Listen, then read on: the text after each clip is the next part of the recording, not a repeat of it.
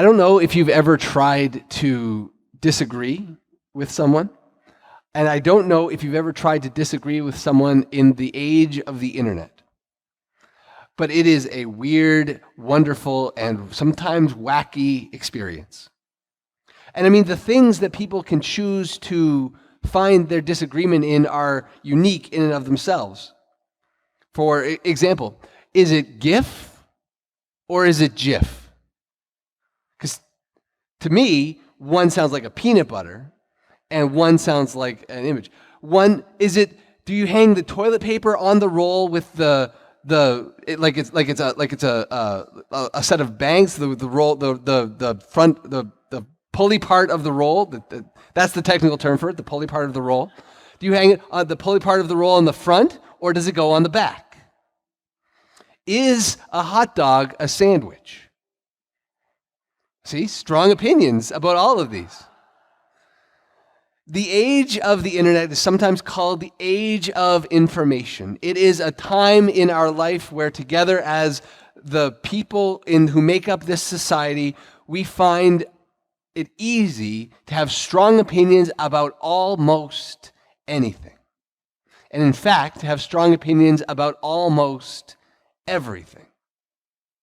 The internet has made it easier than ever to find our tribe, to find our group of people, to find the people with whom we disagree, and to simply say, I can't believe they pronounce it GIF when it's clearly GIF.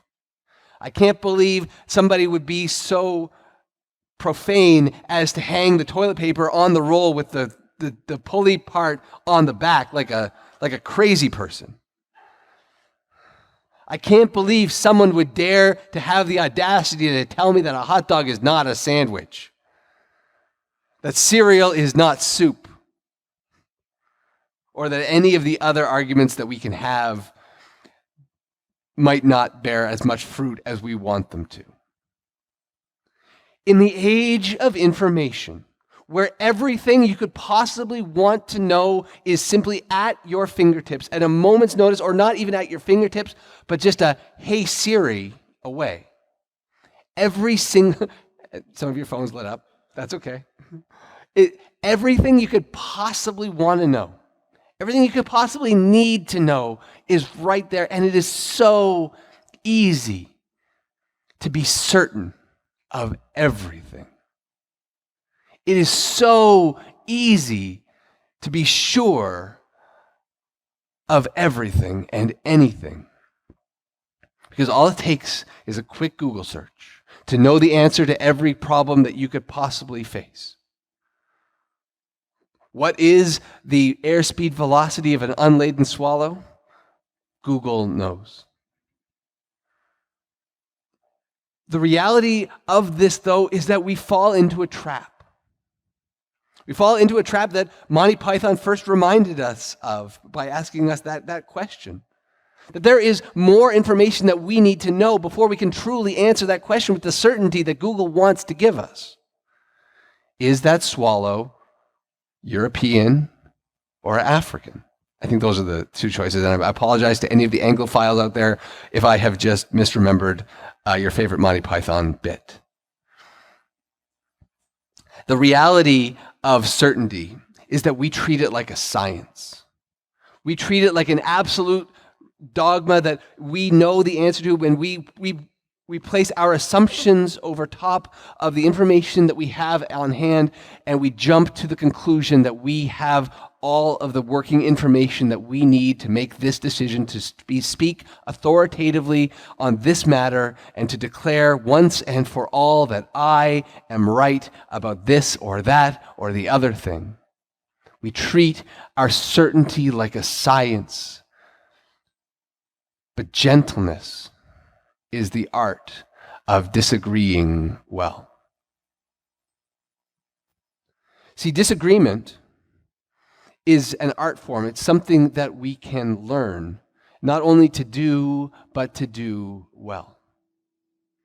To find ourselves in a life and in a lifestyle of recognizing that the people around us have not given us all of the information that we might need to jump to conclusions about them. Now, for me, I can't think of a better example of gentleness than watching and having experienced life with my grandfather. My grandfather was and is a retired United Church minister. Except he is not your typical United Church minister. My grandfather is as theologically conservative as they come. And as I made my way through my own Christian faith, I remember coming up more than once against butting heads with him, or at least butting heads on my own part with him, on whether or not the earth was created in 6 literal days. Whether or not the Bible is to be read as a literal history of the history of the story of humankind. Whether the Bible or how we might understand the nature of God and all of these other theological things. My grandfather does not fit into the box of what we typically would consider the United Church's positions on theological matters. In fact, every summer, my grandfather would go to the United Church family camp at Berwick, Nova Scotia.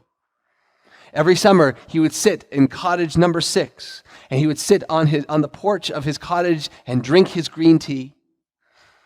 And other retired ministers with whom he'd gone to school would come by and would throw needles and barbs at him about his comments at Bible study in the morning or his reflections on worship, trying desperately to provoke some response. And the only response that my grandfather ever gave was to simply sip his tea and say, "I guess I don't know then. I guess I don't know then." 6 words, 7 if you count the contraction. I had to count on my fingers because that's how I count. 7 little words, 6 to some, 7 to others. 7 little words to diffuse the most animated, angry, potentially fractious debates that I knew he could have. My grandfather was no dummy. My grandfather is no dummy. He could stand toe-to-toe with the best of them, and he could adamantly prove his rightness in any of these things. He could argue the Bible up, down, sideways, left, and right. He could pull out his rhetoric and his apologetics, and he could easily humiliate most of the people who came by cottage number 6. He chose to rely on 7 little words, though, that for him were the art of disagreeing well. See, he understood what Paul is telling the church in Thessalonica. He understood that it's easy to simply come and make demands, to simply demand that you respect my position because I am going to either explain it to you in such a way that you will be convinced as I am, or failing that, I will cow you until you agree with my position.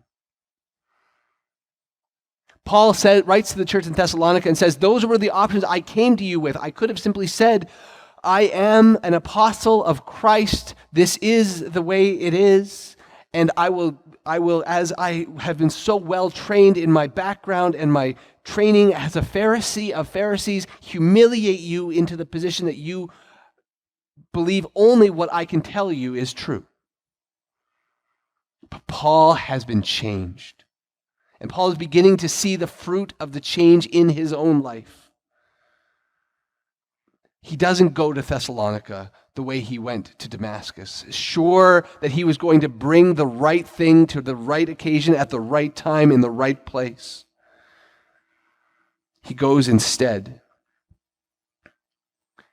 and seeks to be as gentle as a nursing mother taking care of her own children.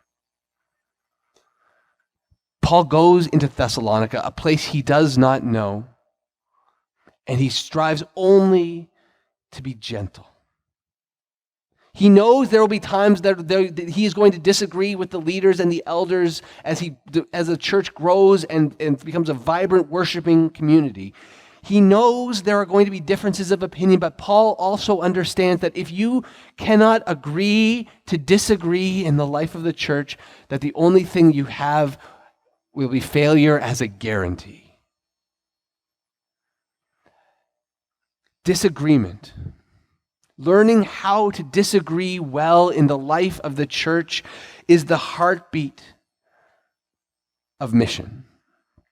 It is the heartbeat of everything that the church has been about. And in John chapter 18, Jesus himself makes this point mission critical for the church. He says, unless there is a unity in the church the way that the Father and the Son are unified, that nothing else is going to happen. Everything for Jesus hinges on the church being the church. You've probably heard the story of a man who was rescued on a desert island, and as the rescuers pulled up in a rowboat, they saw 3 huts set on the shoreline. And they asked him as he was getting into the boat, he said, what are those huts? And he said, well, that's where I live. I needed a shelter, and that's where I worship. And he said, well, what's the 3rd hut? And he said, oh, that's where I used to worship.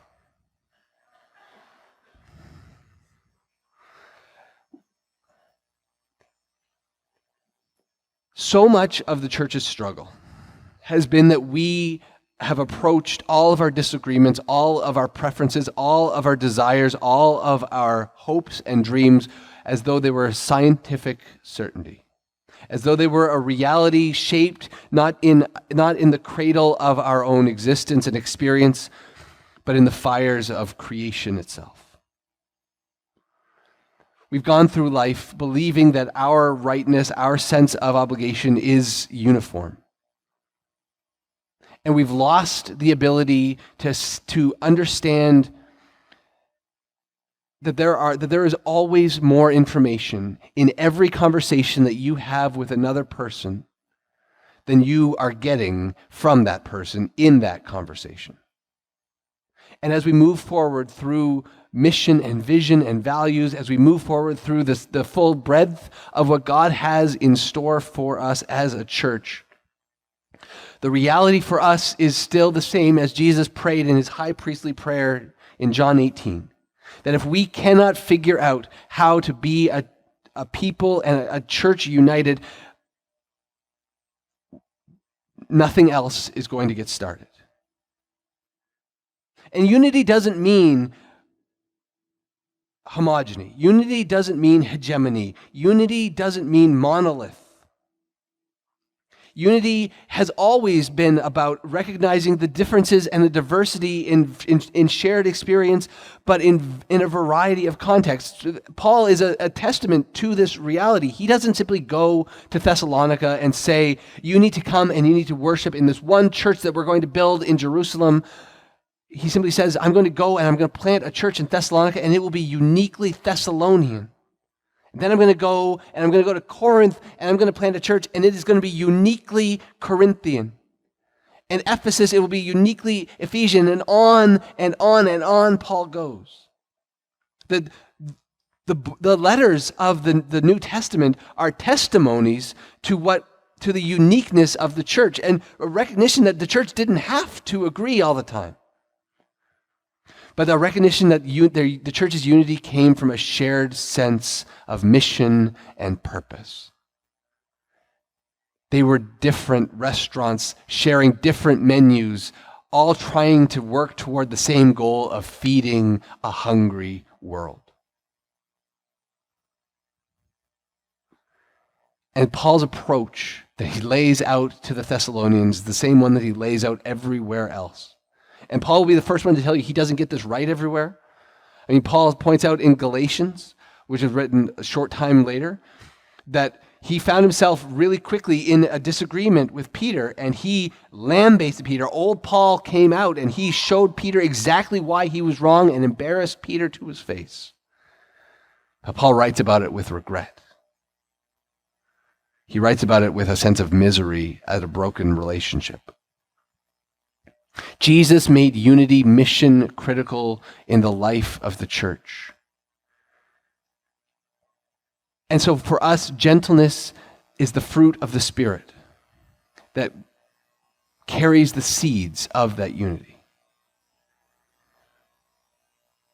If we want to be a people who are modeling our life not on our own experience, not on our own shared values, and not even on the cultural expectations of our world, but on the life and the death and the resurrection of Jesus, who models this unity for us by at the end of his life, after all of the teaching has been done, after all of the praying and miracles have been accomplished, by kneeling and stooping and taking a basin and stripping his outer garment and washing the feet of tax collectors and prostitutes and sinners of every shape and size and color under the sun.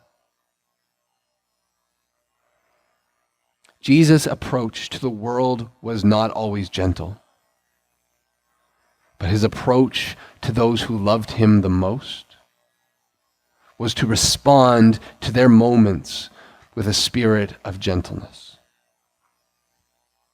This is the legacy of grace, that God does not give us what we deserve, but instead stoops to serve, to love, and calls us to do the same, to love others the way Christ has loved us, with a gentleness that reminds us that certainty, not anything else, is the great enemy of the church. Certainty leads to churches splitting. Certainty leads to non-Christians not being welcomed. Certainty leads to an abandonment of mission and vision. Certainty leads us down a road that leaves us alone and isolated from the rest of the world. A radical commitment to certainty has marked the church culturally for a long time.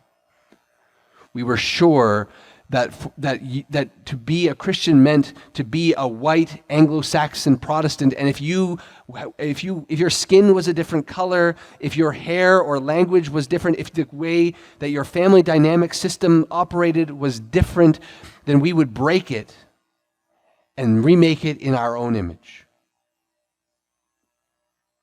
We were so sure we were right, and we didn't care who got hurt along the way.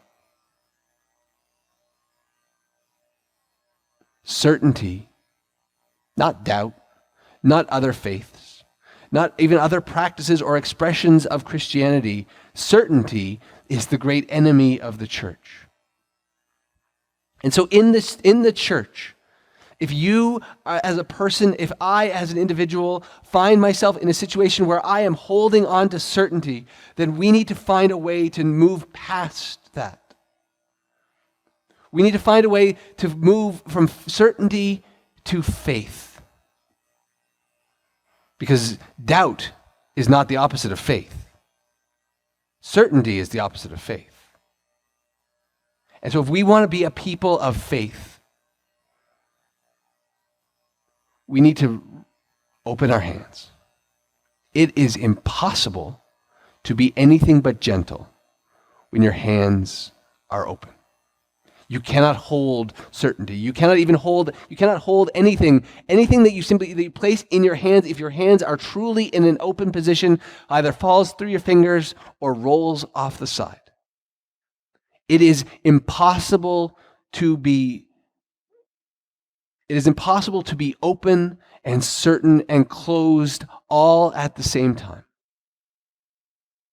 It is impossible to be violent or harsh if your hands are open. The reality of the life that Jesus calls us into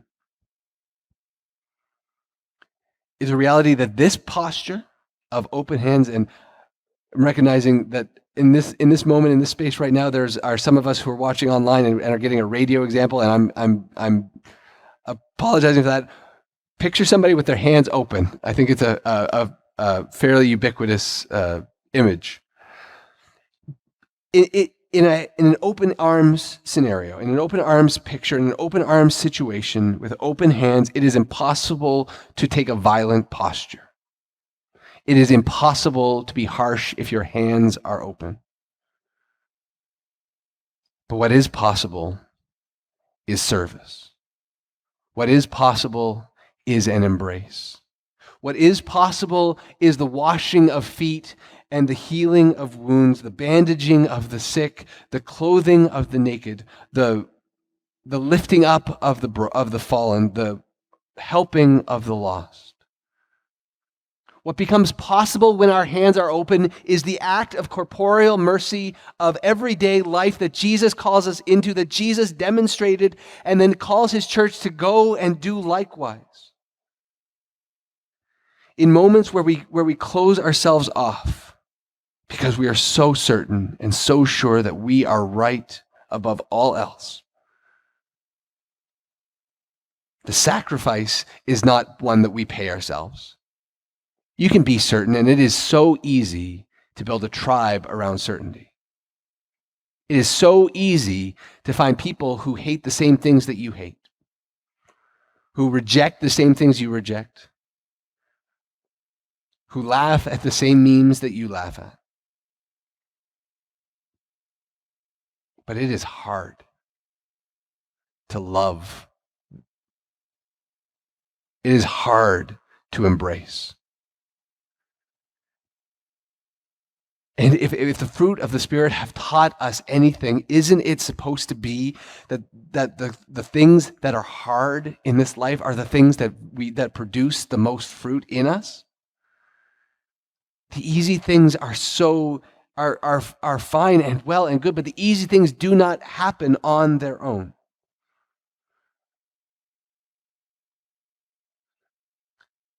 Jesus invites us to strike a cross-shaped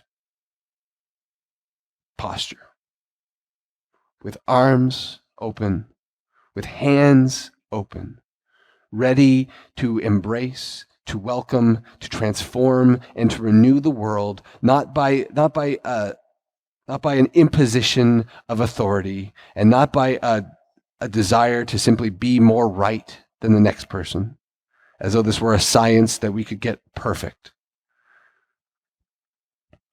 But to let ourselves be shamed, to let ourselves be wrong, to simply sip our green tea and say, well, I guess I must be wrong then. To hang on a criminal's cross as the Savior of the world, as the only begotten Son of God, firstborn of creation, firstborn from the dead, to hang between two thieves, and still in his last breath utter, Father, forgive them. They know not what they do. It is finished. Glory be to the Father, and to the Son, and to the Holy Spirit, as it was in the beginning, is now, and ever shall be, world without end. Amen.